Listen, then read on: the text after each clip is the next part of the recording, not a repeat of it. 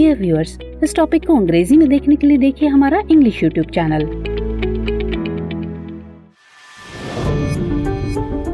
Hello everyone, Drishti है get to the point programme में आपका स्वागत है। आज का हमारा टॉपिक है ग्लोबल मिनिमम टैक्स। आइए जानते हैं कि ये चर्चा में क्यों है।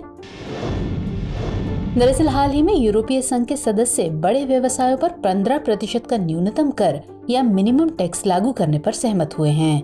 ये सहमति आर्थिक सहयोग और विकास संगठन यानी OECD द्वारा वर्ष 2021 में तैयार किए गए वैश्विक कर समझौते के स्तंभ 2 के अनुसार बनी है। वर्ष 2021 में भारत सहित 136 देशों ने अपने अधिकार क्षेत्रों में कर अधिकारों को पुनर्वितरित करने और बड़े बहुराष्ट्रीय निगमों पर 15% की न्यूनतम कर दर लागू करने की योजना पर सहमति जताई थी। आइए जानते हैं कि वैश्विक न्यूनतम कर क्या है। ये कर दुनिया भर में परिभाषित कॉर्पोरेट आय आधार पर एक मानक न्यूनतम कर दर लागू करता है। OECD ने बड़े बहुराष्ट्रीय निगमों के विदेशी मुनाफे पर 15% कॉर्पोरेट न्यूनतम कर का प्रस्ताव किया है। ये कर देशों को 150 बिलियन अमेरिकी डॉलर का नया वार्षिक कर राजस्व प्रदान करेगा। इस कर का उद्देश्य कम कर दरों के माध्यम से राष्ट्रों को कर प्रतिस्पर्धा से हतोत्साहित करना है, क्योंकि इसकी वजह से कॉर्पोरेट लाभ में बदलाव और कर आधार का क्षरण होता है। आइए बात करते हैं योजना के प्रमुख बिंदुओं की। तो इस योजना के 2 स्तंभ हैं। स्तंभ 1 बड़े और लाभदायक बहुराष्ट्रीय उद्यम यानी MNEs के मुनाफे का 25% एक निर्धारित लाभ मार्जिन बाजार के अधिकार क्षेत्र में फिर से आवंटित किया जाएगा।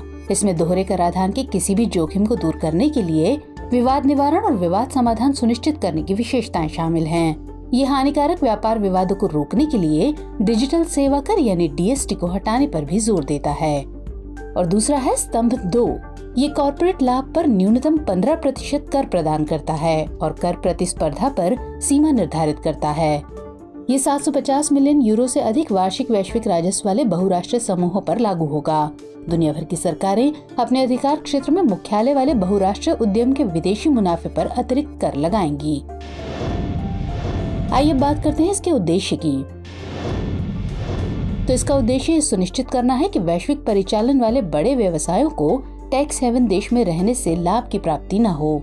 न्यूनतम कर और अन्य प्रावधानों का उद्देश्य विदेशी निवेश को आकर्षित करने के लिए सरकारों के बीच दशकों से चली आ रही कर प्रतिस्पर्धा को समाप्त करना है।